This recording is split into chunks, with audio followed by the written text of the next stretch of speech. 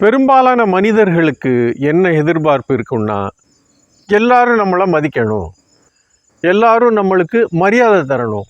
இது நியாயமான ஆசை தானே. இப்போது நம்ம மற்றவங்க நம்மளை மதிக்கணும், மரியாதை செய்யணும்னு எதிர்பார்க்குறோம். அந்த ரெஸ்பெக்ட் அப்படிங்கிற வார்த்தை, கண்ணியமாக நடத்தணும்.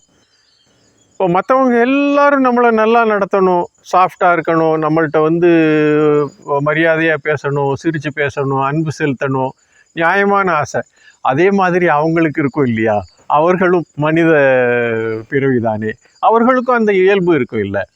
அப்போது நாம் என்ன செய்யணும்னா, மற்ற மனிதர்களை, சக மனிதர்களை நேசிக்கவும், அன்பு செலுத்தவும், மரியாதை செய்யவும், ஏன் மனுஷனாக மதிக்கவும் நாம் கற்றுக்கிட்டோம்னாலே ரொம்ப சிறப்பான விஷயம்.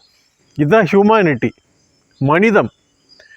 நீங்கள் இதை செஞ்சு பாருங்களேன். வாழ்க்கையில் மற்றவர்களை மதித்து, அவர்கள்ட்ட ரொம்ப மரியாதையாக பேசி, கண்ணியமாக நடந்து, அன்பாக பேசி, அன்பாக பழகி நீங்கள் பாருங்கள், டெஸ்ட் பண்ணி பாருங்கள், உங்களுக்கு என்ன திரும்பி வருதுன்னு பாருங்கள்.